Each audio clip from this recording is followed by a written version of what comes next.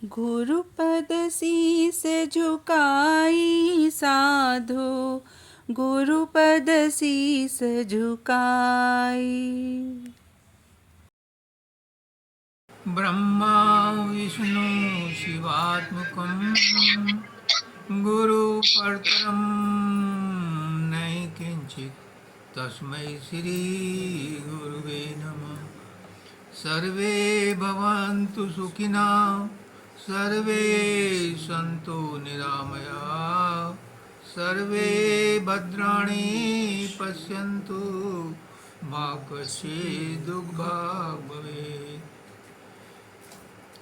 ध्यानमूलं गुरुमूर्ति, पूजामूलं गुरुपदं, मंत्रमूलं गुरुवाक्यं, मोक्षमूलं गुरुकृपा। परम तत्व परम पुरुष पूर्ण धनी मालिक कुल की पवित्र आत्माओं, सभी सत्संगी भाइयों बहनों माताओं बुजुर्गों बच्चों सबको अभी आचार्य द्विवेदी जी ने बहुत सुंदर सत्संग दिया, बहुत अच्छा बताया। आज हम पुष्करनाथ जी महाराज का जन्मदिन और वैभव दिवस, उनका दोनों एक ही हैं, उनके लिए एकत्रित हुए हैं। और आज काकड़ा में, जो मुरादनगर के पास है, माताजी का आग्रह था कि आज यहाँ पर संत मंडली आए, सत्संग दे। पुष्करनाथ जी महाराज को ये बहुत प्यार करते हैं, पुष्करनाथ जी महाराज भी इनको बहुत प्यार करते थे। उसी प्यार के धागे में बंधे हुए हम सब यहाँ इनके यहाँ एकत्रित हुए हैं और आज सत्संग का प्रोग्राम है। पुष्करनाथ जी कहते हैं कि संत न कभी पैदा होता है और न कभी मरता है। संत का जन्म नहीं होता, मृत्यु नहीं होती, क्योंकि संत शरीर में नहीं रहता, लेकिन अपना ज्ञान देने के लिए शरीर में आता है। क्यों? निराकार किसी को कुछ नहीं दे सकता, वो कुछ बता नहीं सकता, वो बोल नहीं सकता। अगर निराकार को कुछ कहना है, आशीर्वाद देना है, तो उसे साकार रूप में आना ही पड़ेगा। क्यों? क्योंकि हम साकार में हैं, तो हमें ज्ञान देने के लिए साकार हम जैसा ही होना चाहिए, तभी बात हमारी समझ में आएगी। वरना कुछ कहते हैं कि अंदर से इंट्यूशन हो गया। बड़ी अच्छी बात है, बहुत बढ़िया है, इंट्यूशन बहुत अच्छा शब्द है। लेकिन लेकिन बहुत बड़ा लेकिन है। क्या पता वो इंट्यूशन मन का बनाया हुआ हो, क्योंकि मन भी निराकार है, अलग है, अगम है। और निराकार रूप भी अलग है, अगम है। इनमें भेद कैसे पता चलेगा कि ये मन का इंट्यूशन है कि ये परमात्मा का इंट्यूशन है? बस यही जरूरत पड़ती है गुरु की, साकार गुरु की यही जरूरत पड़ती है। वो इस भेद को बताता है। अभी आचार्य जयश्री ने मन की बात बताई, आचार्य द्विवेदी जी ने नाम की बात बताई कि नाम की महिमा बहुत है, सब तरफ नाम ही नाम है।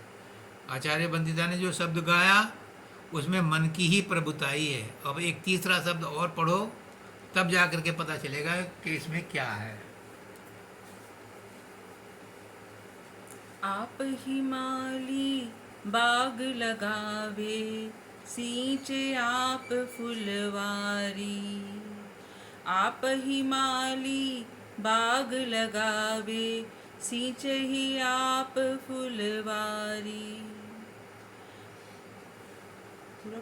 हाँ पढ़ो। आप ही फूल कली है, आप ही आप बना बनवारी।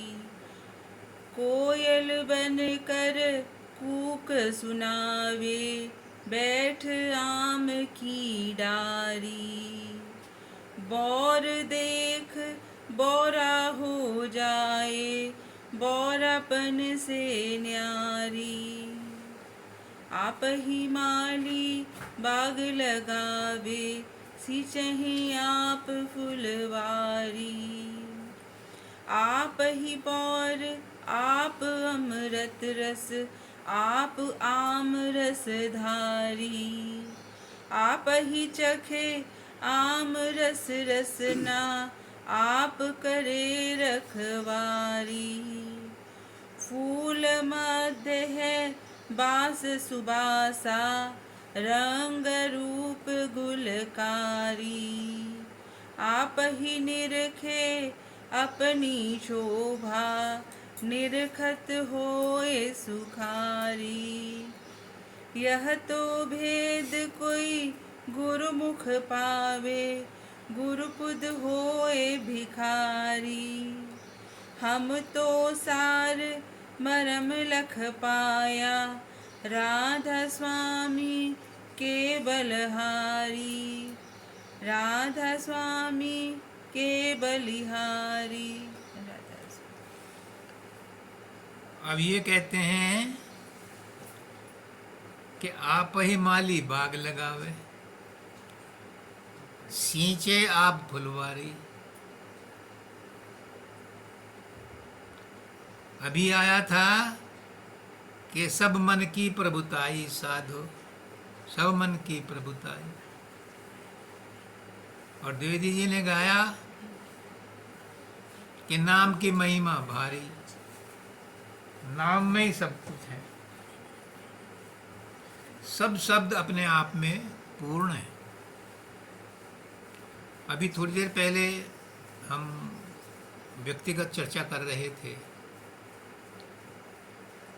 ये तीन तीन शब्दों की व्याख्या नहीं करूंगा। मैं तो आपको आज पुष्कर नाथ जी के पवित्र प्राकट्य दिवस पर वो बात बतलाऊंगा जिसको जानने के बाद कुछ जानना बाकी नहीं रहेगा।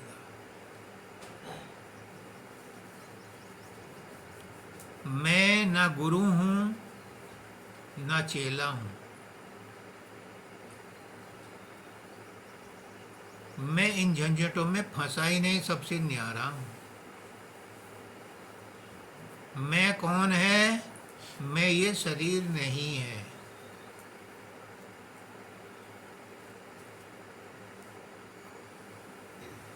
शरीर तो संसार का है, ये तो नाशवान है,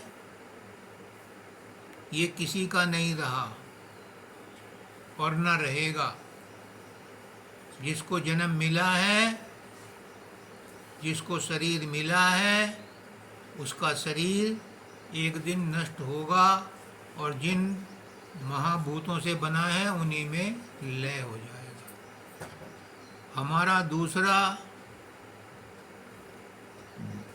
जो सूक्ष्म शरीर है, जिसमें मन है, मन चतुष्ट है, मन बुद्धि चित्त अहंकार है,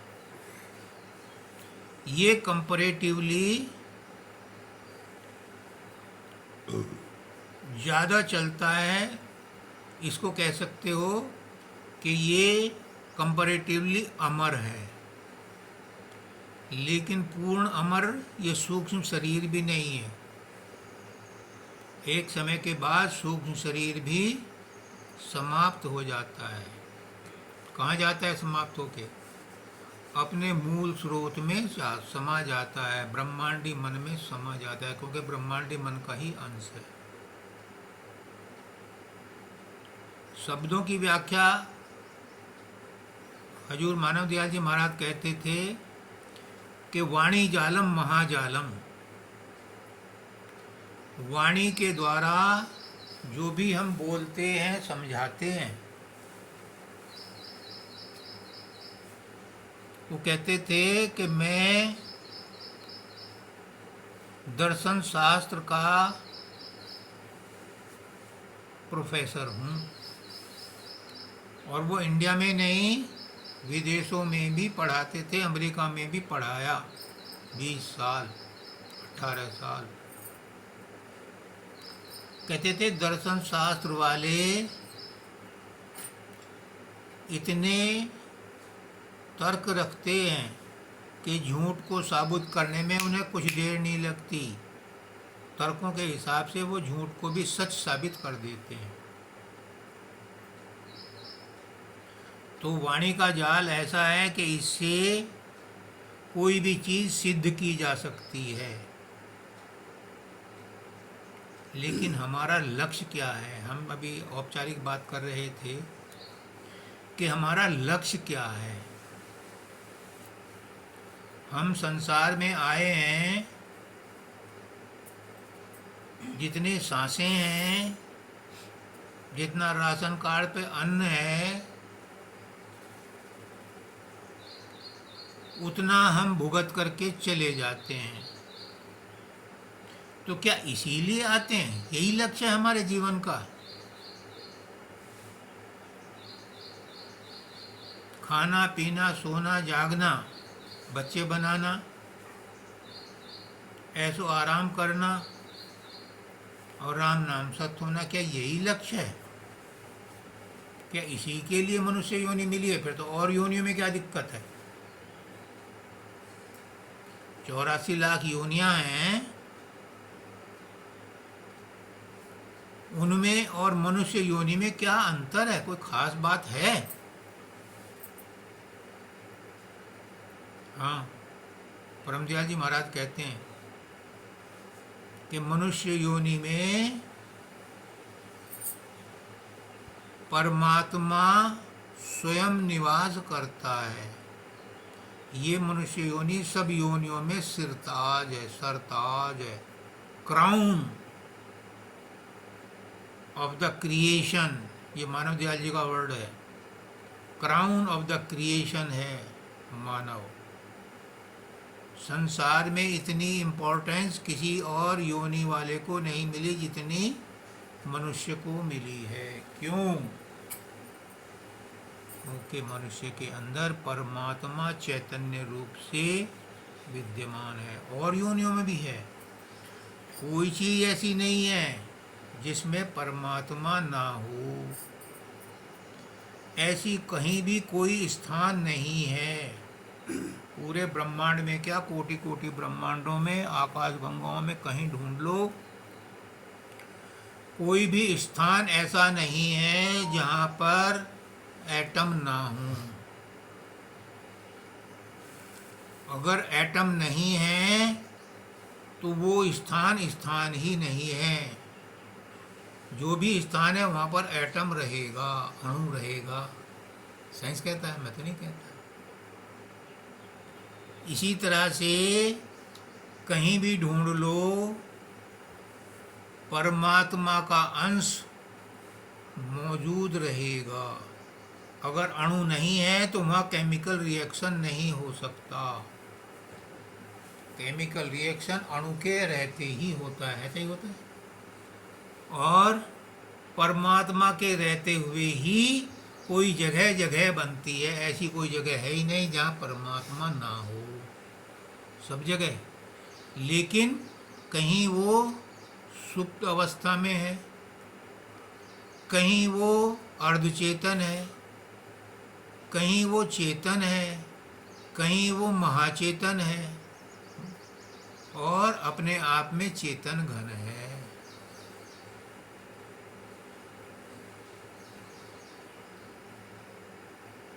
जड़ पदार्थ में वो सुप्त अवस्था में है, वनस्पतियों में वो अर्धचेतन है, पशु पक्षियों में वो चेतन है, मनुष्य में वो महाचेतन है, और गुरु में स्वचेतन है, और अपने आप में चेतन घन है सब जगह उसकी चैतन्यता। लेकिन अंतर है। तो मनुष्य के अंदर वो महाचैतन्य है, क्योंकि महाचैतन्य इसलिए है कि परमात्मा स्वयं उसमें निवास करता है। परमात्मा को रहने के लिए जगह चाहिए, और वो जगह है मनुष्य का हृदय, मनुष्य का खोपड़ी। उसी में वो आकर के रहता है।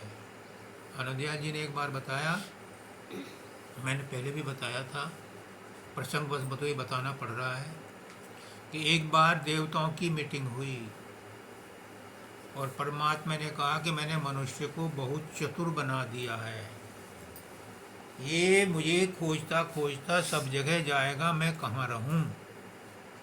उन्होंने कहा महाराज जी आप तो क्षीर सागर में रहते हो, आपको क्या परेशानी है। वो कहते हैं कि ये एक दिन पनडुब्बी बनाएगा और मुझे समुद्र में भी ढूंढेगा। मैंने कहा कि आप शिव शंकर के पास चले जाओ कैलाश पर्वत पर। तो परमात्मा ने कहा कि नहीं, ये एवरेस्ट की चोटी पर भी जाएगा, मुझे वहाँ भी नहीं छोड़ेगा। उन्होंने कहा फिर आप चंद्रमा पे चले जाओ, वहाँ ऐश करो। कहा नहीं, ये मनुष्य इतना चतुर हो गया है कि चंद्रमा पर भी पहुँचेगा, मुझे नहीं छोड़ेगा। तो उस दिन कोई निर्णय नहीं हुआ और मीटिंग बर्खास्त हो गई। अगली मीटिंग में उन्होंने कहा कि पुरानी मीटिंग का मसौदा पढ़ा जाने लगा, तो उन्होंने कहा कोई ज़रूरत नहीं पढ़ने की, मैंने जगह ढूंढ ली है। तो उन्होंने कहा महाराज जी हमें भी बताओ कौन सी जगह ढूंढी है। अब मैं मनुष्य की खोपड़ी में रहूँगा, मनुष्य सब जगह ढूंढेगा, अपनी खोपड़ी में नहीं जाएगा, और इसीलिए मैं शांति से रहूँगा। और आज तक मनुष्य की खोपड़ी में ही रहता है, और मनुष्य चारों तरफ ढूंढता ढूंढता है, मंदिरों में जाता है, बद्रीनाथ के कपाट खुले हैं, कल कितना वहाँ प्रबंध हुआ है, हेलीकॉप्टरों से फूल बरसाए गए हैं। क्या परमात्मा वहाँ रहता है? पुष्करनाथ जी कहते हैं अगर वहाँ रहता है तो यहाँ भी रहता है, अगर यहाँ नहीं है तो वहाँ भी नहीं है। कितनी अच्छी बात बताई कि मनुष्य की खोपड़ी में रहता है वो, और अगर मनुष्य की खोपड़ी में नहीं है तो वहाँ मंदिरों में भी नहीं, तीर्थों में भी नहीं। मनुष्य का शरीर अपने आप में हर मंदिर है, इसमें हर निवास करता है, हरि निवास करता है। अगर कहीं ढूंढने जाते हो तो जाओ, बहुत अच्छी बात है, वहाँ तीर्थ स्थान मिलेंगे, अच्छे वातावरण मिलेगा, सब कुछ होगा। लेकिन जिस लक्ष्य को लेकर के, अभी सुबह यही जिक्र हो रहा था कि हमारा लक्ष्य क्या है, हम धन क्यों कमाते हैं। पुष्करनाथ जी कहते हैं कि अगर हलवे की ज़रूरत है, हलवे की इच्छा है, हलवा लक्ष्य खाना आज है तुम्हारा, तो पैसे कमाओ, बाजार से सूजी लाओ, चीनी लाओ, घी लाओ, गैस जलाओ, हलवा बनाओ और खाओ, तो तुम्हारा लक्ष्य पूरा हो गया। मनुष्य योनि में आने का हमारा लक्ष्य क्या है? असली बात तो ये है, ये जितने भी और लक्ष्य हैं ये तो कॉम्प्लीमेंट्री हैं, सप्लीमेंट्री हैं, ये तो सहायक हैं। गुरु यही बताने आता है। उस लक्ष्य को गुरु ही जानता है, गुरु ही बताता है। इन तीनों शब्दों में उसी की तरफ इशारा किया गया है, नाम में भी, मन में भी, और आप ही माली बाग लगावे, इन सारे शब्दों में उसी की तरफ इशारा किया गया है कि हमारा लक्ष्य क्या है। अगर हमें लक्ष्य नहीं पता और हम लक्ष्यहीन हैं, एक मोटी सी बात, छोटी सी बात, कोई बुजुर्ग मसूरी गए घूमने, सुबह सुबह निकले टहलने, तो उन्होंने एक स्कूल जाती हुई बच्ची से पूछा, बेटी ये सड़क किधर जाती है? तो उस छोटी सी बच्ची ने कहा, शायद प्राइमरी में रही होगी, केजी में रही होगी, कि बाबा आपको कहाँ जाना है? तो बाबा बोले कि बेटी मैं तो वैसे ही घूम रहा हूँ। तो उसने कहा, कोई सी सड़क पे चले जाओ, क्या फर्क पड़ता है? जब घूमने ही आए हो तो कोई सी सड़क पे चले जाओ, क्या फर्क पड़ता है? पूछ के क्या करोगे? वही बात हम लोगों के ऊपर लागू होती है कि अगर लक्ष्य नहीं पता तो संसार में कुछ भी करते रहो, क्या फर्क पड़ता है? जो अन्य योनि में सब जीव कर रहे हैं वही हम करते रहेंगे। लेकिन मनुष्य योनि आम योनियों से भिन्न है। ये गुरु बताता है कि तुम्हारा लक्ष्य क्या है। मनुष्य योनि में जन्म लेने का लक्ष्य है इस संसार के आवागमन से छुटकारा पाना। और किसी योनि में मनुष्य आवागमन से छुटकारा नहीं मिलता। मनुष्य योनि में ही सदगुरु जब मिलता है और उसको रास्ता बताता है तो आवागमन से छुटकारा मिलता है। ये है प्राइम लक्ष्य, ये है मुख्य लक्ष्य हमारा इस मनुष्य योनि में जन्म लेने का। परमात्मा की तरफ से हमें बहुत सुविधा प्रदान की गई है मनुष्य योनि में जन्म लेने से पहले। क्या परमात्मा ने कहा कि बड़े बड़े कर्म, भारी भारी कर्म, जितने भी तुम्हारे प्रारब्ध में कष्ट क्लेश थे उन सबको तुम भुगत आए हो 84 लाख योनियों में। अब थोड़ी सी खुरचन बाकी बची है, इसको तुम मनुष्य योनि में खत्म करके सीधे पतली गली से आ जाओ। लेकिन हम मनुष्य योनि में जन्म लेकर के उस कर्मों की टोकरी को और भारी कर देते हैं और पतली गली से निकला नहीं जाता। वो बहुत भारी हो जाती है हमारी टोकरी, तो वो चारों तरफ अड़ती रहती है और हम गुरुत्वाकर्षण शक्ति के केंद्र से बाहर नहीं निकल पाते। लिहाजा मनुष्य योनि में जन्म लेने के बाद भी हम और योनियों के मुकाबले ज़्यादा कर्म कर देते हैं और टोकरी भारी हो जाती है। फिर उसके बाद 84 लाख योनियों का सर्कल फिर शुरू हो जाता है। ज़रूरत तो थी इस बात की कि इसी मनुष्य योनि में हम उन कर्मों को ख़त्म करके जो थोड़े से रह गए, बहुत थोड़े से खुरचन जितने हैं, उन्हें खाली करके और हम निकल जाते। लेकिन वो खाली होते नहीं। मन हमें मिला है बहुत एक्टिव सेवक, सेवादार, लेकिन है ये काल का एजेंट। और काल नहीं चाहता कि मेरे बाड़े से कोई भेड़ बाहर निकले, तो वो उन भेड़ों को अपने बाड़े में रखने के लिए तरह तरह के जुगाड़ करता है। कहीं कांटों की बाड़ लगाता है, कहीं उसके बाहर कुत्ते को चौकीदार बन के बैठा देता है कि कोई भेड़ बाहर ना निकले। क्यों? मोबाइल बोल रहा? क्यों? क्योंकि वो काल का एजेंट है। काल नहीं चाहता कि कोई जीव उसके चंगुल से बाहर जाए। फिर क्या करता है? फिर परमात्मा सब कुछ कर जानता हुआ भी गुरु का रूप बन करके आता है और हमें समझाता है कि ये मेरी प्रिय आत्माओं, तुम बहुत दिनों से परेशान हो, जन्म जन्मांतरों से परेशान हो। मैं तुम्हें उस रास्ते को बताऊंगा जिस रास्ते से चल करके तुम इस 84 के चक्कर से बच सकते हो। लेकिन कोई गुरु की बात को नहीं मानता। कोई गुरु की बात को नहीं मानता।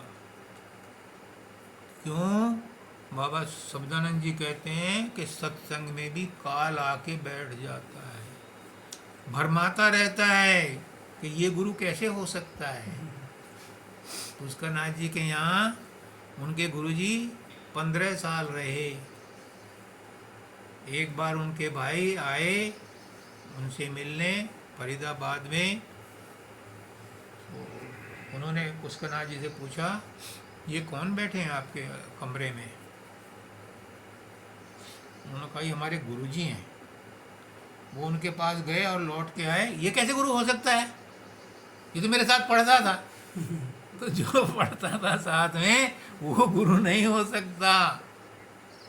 पुष्करनाथ जी कई बार इसी बात को बताया करते। कई बार बताया उन्होंने, समझाया कि जिसको तुम ये समझते हो कि ये इसको मैं जानता हूं, ये कैसे गुरु हो सकता है? तो क्या गुरु की यही पहचान है? गुरु की पहचान है कि वो अपने आप में रहता है कि नहीं, उसके साथ रह करके देखो। अगर उसके अंदर ईर्षा द्वेष है, बुराई भलाई है, वो घृणा करता है, वो अपने आप में संतुष्ट नहीं है, तो वो गुरु नहीं हो सकता। चाहे वो भले ही कितने ही लंबी दाढ़ी और कितने ऑर्नामेंट्स पहन करके, कितने ही मेकअप करके बैठे हो, वो अपने आप को भी धोखा देता है, दूसरों को भी धोखा देता है। जिसको अपना पता है, अपने बारे में पता है, जो संसार के अंदर रहता हुआ संसार से मुक्त रहता है, किसी लाभ हानि में, मान अपमान में, दुख तकलीफ में विचलित नहीं होता, समझ लो वो परमात्मा से मिला हुआ है, वो गुरु बनने के योग्य है। जब तुम्हें ऐसा कोई महात्मा मिल जाए, उसके चरणों में झुक जाना, वहीं से आपका उत्थान शुरू होगा। अगर उसकी बात सुन करके आपको लगे कि हाँ, ये प्रश्न मेरे अपने हैं, मेरी शंकाओं का समाधान हो गया, समझ लो वो आपका गुरु बन गया। गुरु चाहने से नहीं बनता, गुरु भाग्य से मिलता है। हरेक के पुष्करनाथ जी कहते हैं कि हरेक के भाग्य में कौन सा गुरु होगा ये लिखा हुआ है, जबरदस्ती कोई नहीं कर सकता। जिसके भाग्य में लिखा है उसी से उसका उत्थान होगा। लेकिन लेकिन बहुत बड़ा लेकिन है, भाग्य में गुरु मिलना लिखा है, गुरु के आदेश पर चलना इस जन्म का कर्म है। अगर तुम गुरु को मिलने के बाद भी उसकी आज्ञा में नहीं रहते, उसकी बात नहीं मानते, तो तुम गुरु मिल कर के भी, गुरु नाम लेकर के भी निगुरे हो। ये शब्दानंद जी महाराज के वचन हैं कि गुरु की इंसल्ट मत करो। गुरु ने कहा है तो उस बात पर अमल करो, तब तुमने गुरु धारण किया है। अगर गुरु की बात को नहीं माना तो फिर तुमने गुरु किया ही नहीं, तुम निगुरे हो। ऐसा कौन सा घर है, ऐसा कौन सा व्यक्ति है, एक छोटी सी कहानी सुनाता हूँ इस बात को पूरी करने के लिए। एक औरत का बच्चा मर गया। वो महात्मा बुद्ध के पास गई कि तुम बड़े व्याख्यान देते हो, बहुत सत्संग देते हो, अपने आप को भगवान कहते हो, मेरा लड़का मर गया, इसे जिंदा कर दो तो मैं मानूं, मेरी इच्छा पूरी कर दो तो मैं चुनरी चढ़ाऊंगी। शर्त लगाते हैं कि मेरी ये इच्छा पूरी करो तो मैं मानूंगी, और वो इच्छा पूरी हो जाती है तो फिर और इच्छाएं बन जाती हैं। यानी वो नौबत नहीं आती कि मैं किसी तरह से झुक जाऊं। तो उन्होंने कहा कि माई, जीवन मृत्यु तो उसके हाथ में है, जो आया है वो जाएगा, तू भी जाएगी, मैं भी जाऊंगा। इसको जिंदा करना मेरे बस की बात नहीं। उन्होंने कहा तुम कैसे भगवान हो, मैं कुछ नहीं जानती, इसे जिंदा कर दो। उसने कहा माई फिर एक काम कर,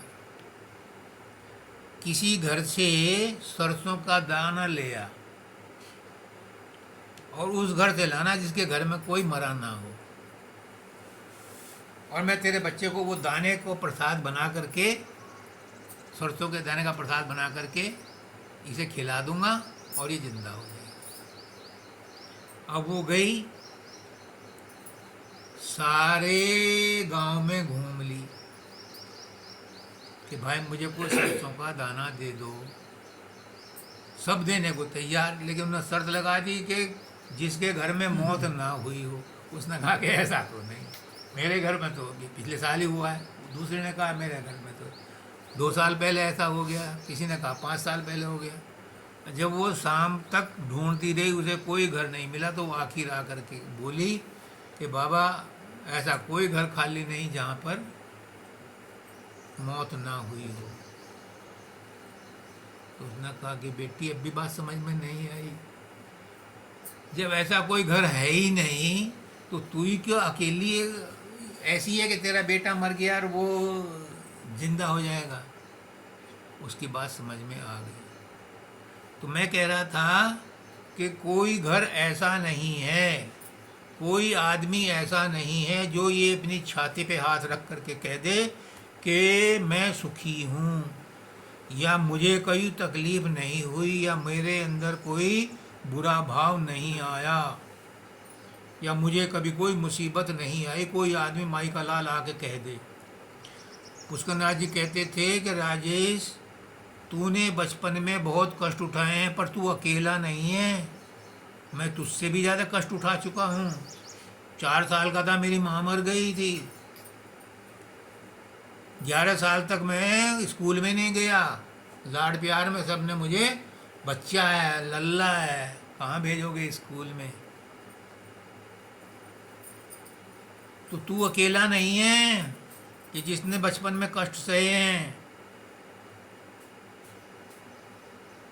आज जितने भी सत्संगी हैं वो टटोलते हैं कि कौन सा गुरु ऐसा है जो मेरी इच्छाएं पूरी कर दे। परम दयाल जी कह गए, इतने बड़े संत थे, सैकड़ों औरतों को उनके आशीर्वाद से बच्चे हुए, और कई तो ऐसे तो 20-20 साल के बाद हुए, शादी के 20 साल बाद। एक तो 55 साल में हुआ था एक औरत को तो। लेकिन उन्होंने कहा मैं कुछ नहीं करता, कोई गुरु किसी के लिए कुछ नहीं करता। अगर मैं बच्चों देने वाला होता तो मैं अपनी लड़की को 14 बार प्रसाद दिया है, उसके नहीं हुआ। मेरे आशीर्वाद से, मेरे प्रसाद से जिनके बच्चे हुए हैं, उनके भरोसे ने, उनके विश्वास ने कि बाबा ने प्रसाद दिया है, मेरे बच्चा होगा। वो औरत कहने लगी डॉक्टर से कि तू कैसे कहता है, 55 साल की थी, देख मेरे बाबा ने मुझे प्रसाद दिया और मेरा बच्चा होगा, 55 साल के बाद उसको बच्चा होगा। तो वो कहते हैं मैं नहीं करता। ये लोगों का विश्वास है, जो अपने विश्वास से मुझे बना लेते हैं, फ़ायदा उठा लेते हैं। एक औरत थी, उसको टीबी थी। बहुत किस्से हैं बाबा फकीर के, एक ही रोज बताऊंगा छोटे में। वो गई हॉस्पिटल में, तो सरकारी हॉस्पिटल में उसे कहा कि माई तेरे तो बहुत आखिरी टाइप की टीबी है, तो बॉम्बे चली जा, मैं लेटर लिखता हूँ और मेरा दोस्त है वहाँ जानने वाला, वहाँ चली जा, वहाँ तुझे जो है कुछ आराम मिल जाएगा, पैसे भी कम लगेंगे। वो 2-3 महीने बाद फिर दिखाई दी हॉस्पिटल में। इस बीच में क्या हुआ कि वो जो आई और अपना बाबा फकीर के फोटो पे गिर के रोने लगी। वो कहते हैं मुझे टीबी है, मैं बॉम्बे चली जाऊँ, यहाँ खाने को रोटी नहीं है, वहाँ कहाँ चले जाऊँ। और बॉम्बे को मैंने देखा कर रही है, गाँव की थी। तो वो कहती है कि बाबा फकीर प्रकट हुए और उन्होंने एक पर्चे पे दवाई लिख दी, अब तू ये खा लेना ठीक हो जाएगी। अब बुढ़िया जब उठी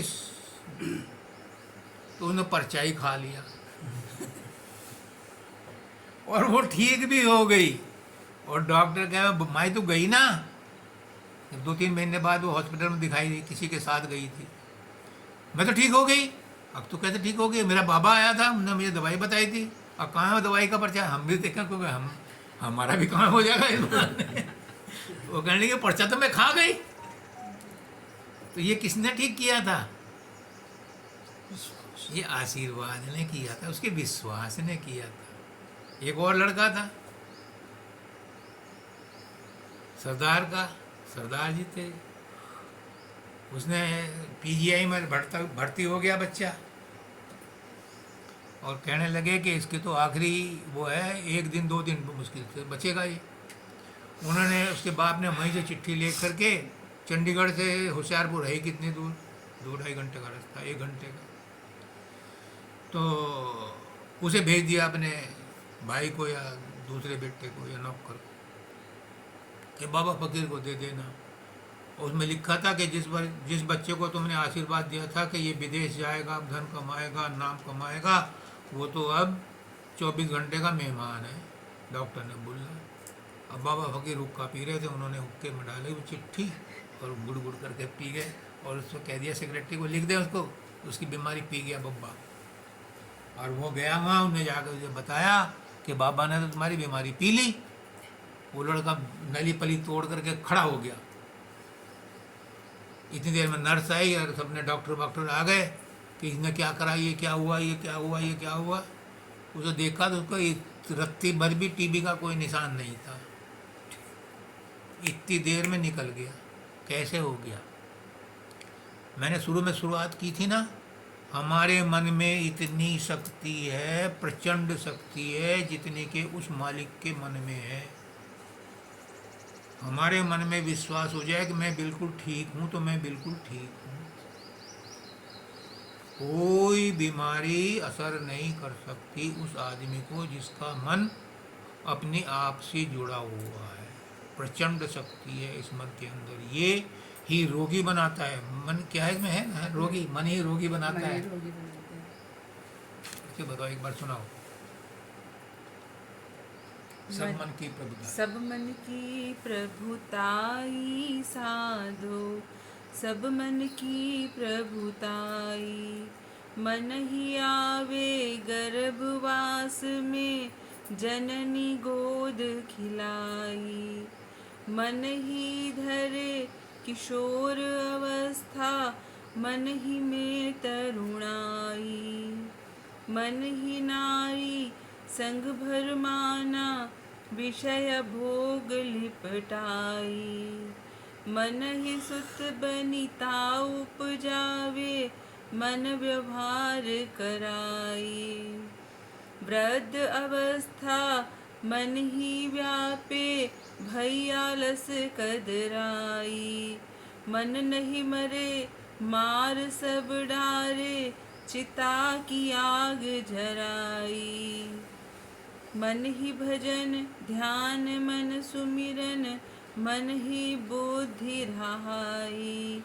काम क्रोध मद लोभ फसाना, मन में मान बढ़ाई। मन का रूप लखे नहीं कोई, मन सब खेल खिलाई। राधा स्वामी चरण शरण बलहारी, मन का भेद जनाई। तो मन में इतनी प्रचंड शक्ति है, और ये मन आपको सर्वेंट के रूप में मिला है, परमात्मा ने दिया है जानबूझ कर के कि आप इस मन की शक्ति से मुझे प्राप्त कर लो। जो आचार्य द्विवेदी जी ने शब्द पढ़ा है नाम का, वो नाम भी कौन जपता है, वो साधन अभ्यास भी कौन करता है। अगर मन वहाँ नहीं है तो कोई साधन अभ्यास नहीं है, कोई जपना नहीं है नाम का।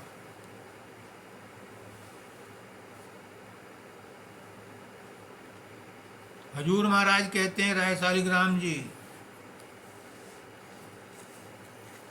कि साधन अभ्यास के समय मन की शक्ति ही हमें सुमरन ध्यान करवाती है। समाधि की अवस्था तक मन साथ रहता है। अगर मन साथ नहीं होगा तो साधन अभ्यास नहीं बैठ सकते, मन नहीं लगेगा। मन और सूरत दोनों जब साथ मिलकर के बैठते हैं साधन में, तब अभ्यास बनता है, तब सुमरन बनता है, तब ध्यान बनता है, तब भजन बनता है। मन अगर वहाँ नहीं है तो कुछ नहीं होगा। लेकिन जब समाधि की हालत आती है, बाबा फकीर कहते हैं कि जब मैं उस अवस्था में पहुंच जाता हूं तो गुम हो जाता हूं। मैं इसका मतलब निकालता हूं कि जब मैं वहां पहुंचता हूं तो वहां मन नहीं रहता। क्यों? क्योंकि जब मैं वहां पहुंचता हूं तो अपनी अवस्था में गुम हो जाता हूं, मुझे कुछ पता नहीं चलता। क्यों नहीं चलता? क्योंकि हिसाब किताब रखने वाला मन चतुष्ट है, वो वहां मौजूद नहीं रहता। समाधि की हालत तक पहुंचाने के लिए तो मन साथ रहता है, लेकिन जैसे ही समाधि की हालत आती है मन गुम हो जाता है, लय हो जाता है, पिघल जाता है, उसी में समा जाता है। वह मन नहीं रहता उस हालत में। लेकिन उस हालत तक पहुंचाने की जिम्मेदारी इस मन की है। तो इस मन की बहुत प्रभुताई है। ये परमात्मा ने हमें असिस्टेंट दिया है, लेकिन हम इसके गुलाम हो गए। बजाय असिस्टेंट बनने के ये हमारा मालिक बन बैठा। और जैसे मन हमें नाच नचाता है वैसे ही हम नाचने लगते हैं। क्यों? क्योंकि ये काल का एजेंट है। काल नहीं चाहता कि कोई भी जीव इस संसार को छोड़ करके जाए।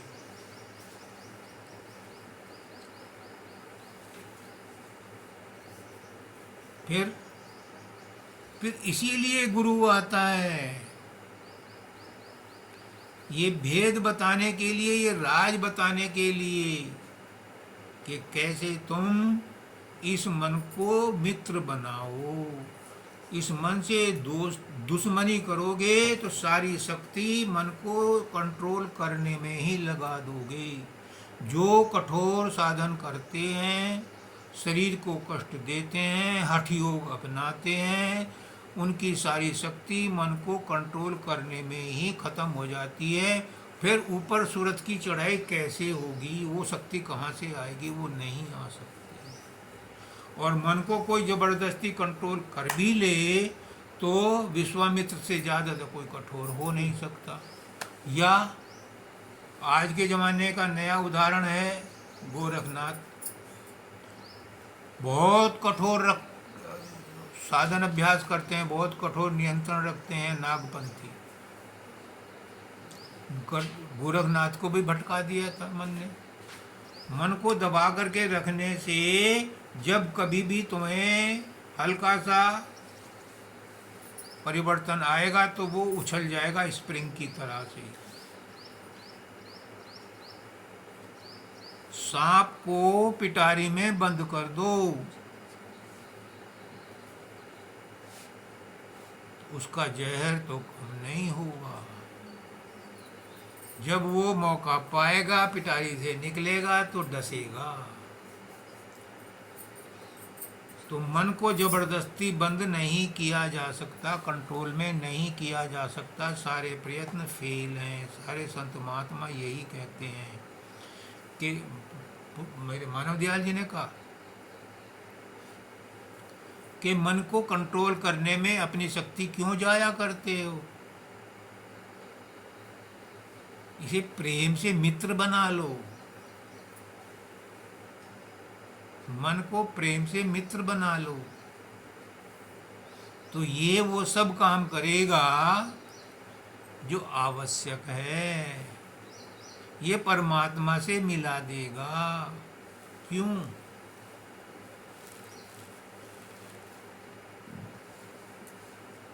मन का मतलब है, दाता दयाल कहते हैं, मन है मनन करना, सोचना, और आत्मा का गुण है अतमा। मनन करना इसमें भी है, आत्मा में भी। सोचना आत्मा का ही काम है, और ब्रह्म में भी मैं है। ब्रह्म का मतलब भी है सोचना और बढ़ना। तो मन तो सब जगह है, परमात्मा में भी मैं है, वो भी मन से मिला हुआ है। कहाँ जाओगे इस मन से बच करके? इस संसार को छोड़ के कहाँ जाओगे? जहाँ जाओगे वहीं मन मिलेगा। जब जंगल में जाते हैं समाधि ध्यान लगाने के लिए तो वहाँ भी मन साथ जाता है। मन से कैसे बचोगे? जब तक पेट में भूख लगेगी तो मन साथ आएगा।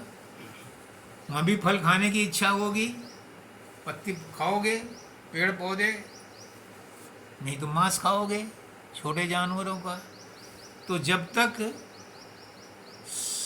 शरीर में हो मन से दुश्मनी नहीं कर सकते, मन को नहीं छोड़ सकते। गुरु क्या कहता है, संत क्या कहते हैं? मन को मित्र बना लो तो ये तुम्हें आगे का रास्ता देगा। वो तुमने कल बचपन में सुनी होगी, एक अंधा था, एक लंगड़ा था, गांव में आग लग गई। लंगड़ा चल नहीं सकता था, अंधा देख नहीं सकता था। तो कहा उसने, लंगड़े ने, कि मुझे अपने कंधे पे बैठा ले, मैं तुझे रास्ता बता दूंगा, पैर तेरे चलेंगे। और वो गांव से पार हो गए। तो वही गुरु कहता है कि मन को मित्र बना लो, ये तुम्हें रास्ता बता देगा आत्मा से मिलने का। ये मैं समझाने के लिए 3-3, 4-4 शब्द को आज इसलिए इकट्ठा किया कि शब्दों के जाल में मत फंसो। अपना लक्ष्य तय करो, तुम्हें लक्ष्य क्या है। क्या संसार में धन कमाना, संपत्ति कमाना, मान बढ़ाई लेना इतना ही है? तो कुछ भी कर लो, किसी मंदिर में चले जाओ, किसी गुरु के पास चले जाओ, मत जाओ। जो भाग्य में है वो तो मिल जाएगा, जितना प्रयास करोगे उतना मिल जाएगा। लेकिन अगर परमात्मा के पास जाना है, परमात्मा से मिलना है, तो उसके लिए विशेष प्रयास करना पड़ेगा। आज का पुष्करनाथ ये कहते हैं कि जो भाग्य से में लिखा है वह तो साधारण प्रयास से भी मिल जाएगा। विशेष प्रयास करके क्यों पच पच के मरते हो? विशेष प्रयास करना है तो परमात्मा को पाने के लिए करो, जिस काम के लिए मनुष्य जन्म मिला है। परमात्मा को पालोगे तो सब कुछ मिल जाएगा। वो कहानी आपने सुनी है, फिर एक छोटी सी रेफरेंस देता हूँ उसका, इसको लिंक करने के लिए। एक राजा के मंत्री ने कहा कि महाराज, पब्लिक आपसे बहुत प्यार करती है, आपसे मिलना चाहती है। उसने कहा, मंत्री महोदय, कोई मुझसे नहीं मिलना चाहता, उनकी कोई डिमांड होगी? अब नहीं, वो तो बहुत प्रेम के जज्बे में आपसे मिलना चाहते हैं, एक दिन दर्शन दो खुलेआम सब। तो उन्होंने तारीख तय कर दी कि फलां दिन रामलीला ग्राउंड में महाराज जी बैठेंगे, राजा जी बैठेंगे, और जिसको मिलना है वो मिल ले। अब उन्होंने ऐसा प्रबंध किया रास्ते में कि दोनों तरफ सड़क के कीमती कीमती पोर्टेबल सामान रख दिया, पोर्टेबल जो उठा के ले जाया जा सके, और सब पर लिखा फ्री है, पर एक बार में एक ही ले जा सकता है। राजा वहाँ सुबह से शाम तक बैठा रहा, वहाँ कोई नहीं पहुँचा, सब अपना सामान ढो ढो के घर में पहुँचाने लगे, क्योंकि एक बार में एक ही ले आई, तो एक ही चीज़ ले जा सकते हो। मिक्सी ले आनी तो मिक्सी ले जा, तो मिक्सी के साथ में ग्राइंडर नहीं ले जा सकते, एक बार में एक ही चीज़ ले जा सकते हो। तो शाम तक बैठा रहा, कोई नहीं पहुँचा। शाम को एक नवयुवक पहुँचा। अब वो पहुंचा, सीधा चलता रहा बावलों की तरह से, राजेश की तरह से। तो सिपाहियों ने पूछा, भाई क्या चाहता है तू? अगर राजा से मिलना है, आज तो राजा से मिलने के लिए तो आज परमिशन ही मिली है, अब हाँ जा। तो ये एक पहला आदमी है। अब वो पहुंचा, अब जहाँ राजा बैठा था वहाँ सिंहासन पे पहुंच गया, तख्त पे पहुंच गया। मैंने उसकी तख्त पे बैठाया इसीलिए। तो उस तख्त पे पहुंच गया और जाकर हमने राजा का हाथ पकड़ लिया। राजा बोला, ये क्या मतलब? आज मनपसंद चीज लेने के लिए आपने लगाया, मैंने आपको मनपसंद समझ के हाथ पकड़ लिया। अब जिसे राजा मिल गया उसे तो सारा कुछ मिल गया, राजधानी मिल गई, राजकुमारी भी मिल गई, सब कुछ मिल गया उसे। तो जिसे परमात्मा मिल जाता है फिर उसे सब कुछ मिलता है। और पुष्करनाथ जी कहते हैं, जिसे परमात्मा मिल जाता है उसे संसार से फिर फीका लगने लगता है, फिर कुछ नहीं चाहिए उसे। सब कुछ रहता हुआ भी वो मुर्गा भी की तरह रहता है। अब आप बात समझ में आई कि सब कुछ अपने आप हो रहा है, तुम क्यों पछते हो? आप ही माली बाग लगावे, आप करे सींचे आप फुलवारी। वो खुद ही कर रहा है, परमात्मा ही कर रहा है। आप ही फूल कली है, आप ही अपने आप में वो फूल भी है, अपने आप ही वो कली भी है। कौन सी जगह है, थोड़ी देर पहले बताया ना मैंने, कौन सी जगह ऐसी है जहाँ एटम नहीं है? कौन सी जगह ऐसी है जहाँ परमात्मा नहीं है? अगर सब जगह परमात्मा है तो फिर सबके अंदर परमात्मा देखो ना। फिर क्यों दुश्मन समझते हो किसी को? फिर क्यों तुम अपने आप में कहते हो कि ये बड़ा है, ये छोटा है?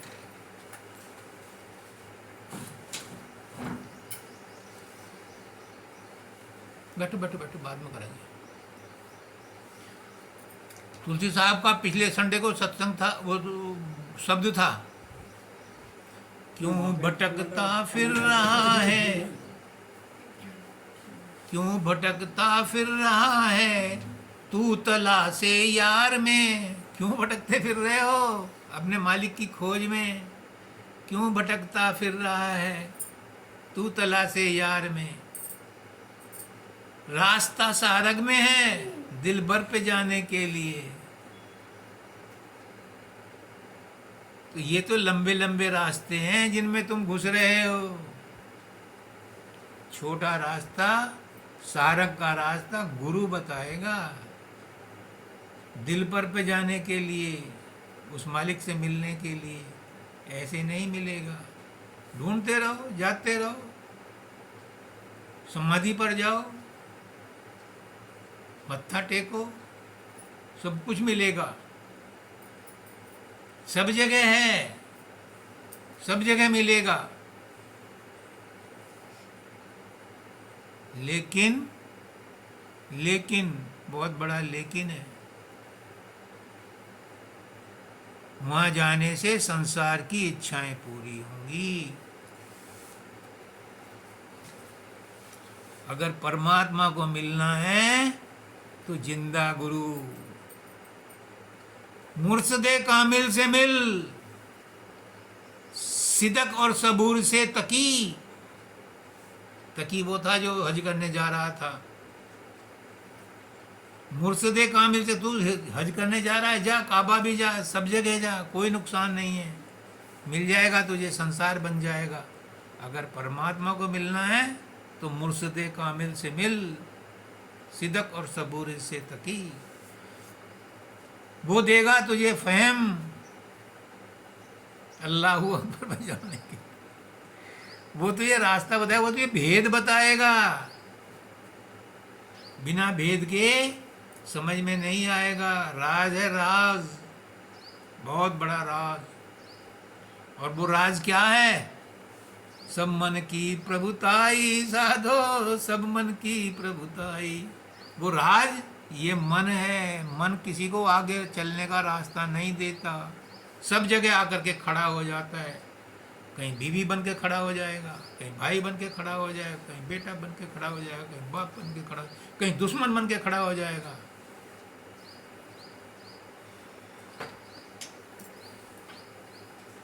जो साधन अभ्यास में बैठते हैं, मैंने देखा है शब्दानंद जी महाराज को, मैंने देखा है मानव दयाल जी महाराज को, जो फरीदाबाद में रहते थे। कि कैसे एकांत चाहते हैं वो। एक दिन सब्दानंद जी महाराज ने पूछा, अभी कौन आया था? पूजा आई थी, अपनी लड़की को भी नहीं पहचानते। क्यों? जो वहां रहता है वहां कोई रिश्तेदार नहीं है, उस अवस्था में कुछ नहीं रहता।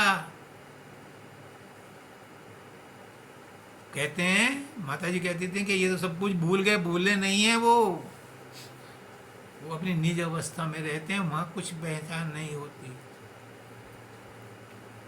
बाबा फकीर कहते हैं, जब मैं उस अवस्था में होता हूँ सब कुछ भूल जाता हूँ, गुम हो जाता हूँ। जब नीचे आता हूँ तो संसार में लिप्त हो जाता हूँ।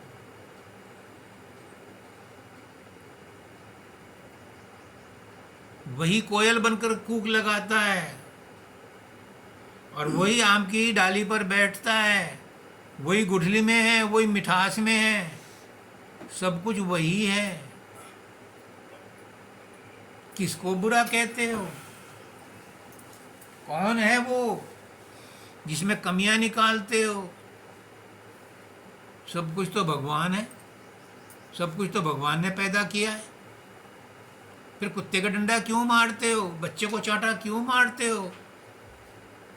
इसी बात पे मानव दयाल जी की बात याद आ गई।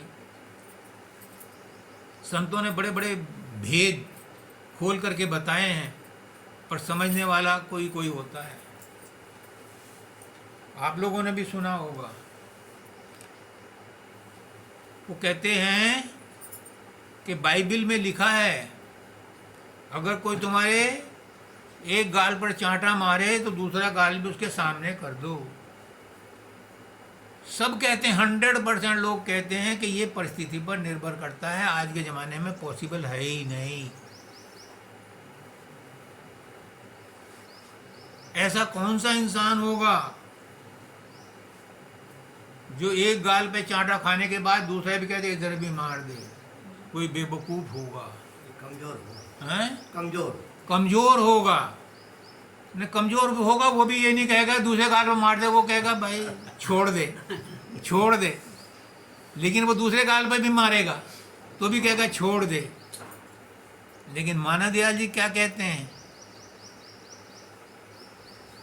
बहुत भेद बताया है कि अगर तुम्हें ये पता चल जाए कि मेरे गाल पे चांटा मारने वाला परमात्मा है तो तुम खुशी खुशी कहोगे एक और मार दे। परमात्मा जब मार रहा है इसका मतलब वो अपने पास बुला रहा है।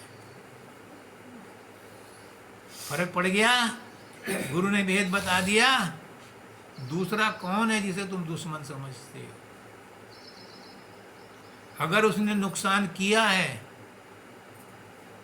ज्यादा पैसे ले लिए हैं, या तुम भूल से छोड़ आए हो, ये समझो पुराना उधार चुकता कर दिया। ऐसे ही नहीं कोई किसी का पैसा लेता, उसका ही था, उसने इसीलिए लिया।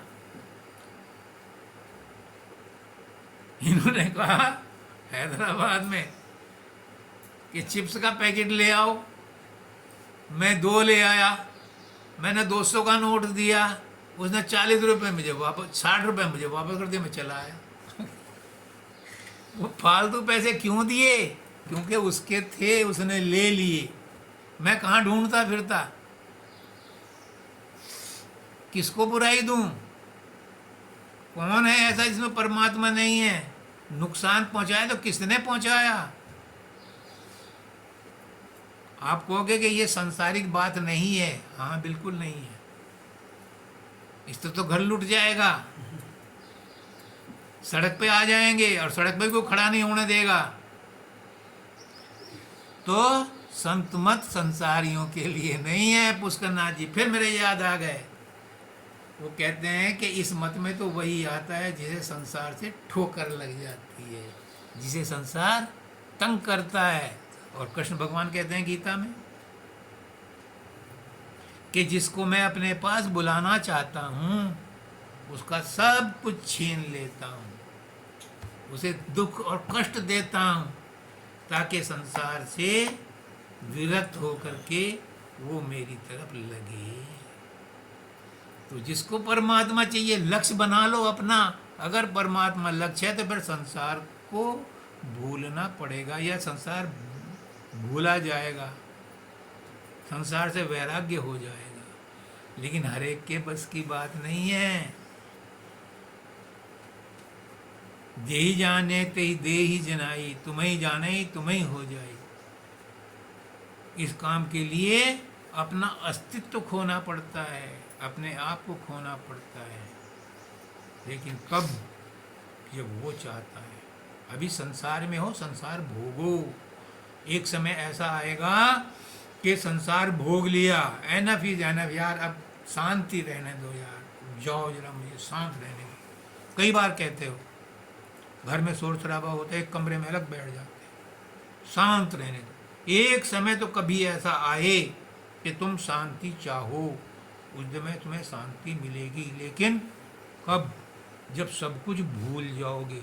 अगर तुम बातें सुन करके संसार की कमरे में बैठ गए तो वहाँ भी संसार का ही नाटक हो रहा है, और अगर गुफा में चले गए पर्वतों पर तो वहाँ भी संसार का ही नाटक होगा, जब तक संसार साथ है। कृष्ण भगवान कहते हैं अर्जुन को, तू सन्यासी होना चाहता है, तू क्षत्रिय है, अगर तू यहाँ से संसार इसको छोड़ करके चला भी गया तो वहाँ कंदरा में बैठ करके भी तू सोचेगा कि मेरे पुत्रों ने क्या किया, सोचेगा, क्योंकि तेरा स्वभाव क्षत्रिय है। तो इस युद्ध के बारे में वहाँ बैठा हुआ भी सोचेगा, तो उससे क्या फायदा? कायर बनकर क्यों जाता है? वीर बन के लड़, जीत गया तो राज करेगा, नहीं तो स्वर्ग में आराम करेगा। हाँ, कहते हैं ये जो आतंकी मरते हैं ये उनको मान बढ़ाई करते हैं कि शहीद हो गया और सही जाता है जन्नत में। तो कहा कि तू शहीद होगा तो जन्नत में जाएगा, वहाँ का वैकुंठ में आराम करना, और जीत गया तो संसार को भोगना। तो संत मत जो है सबके बस के लिए नहीं है।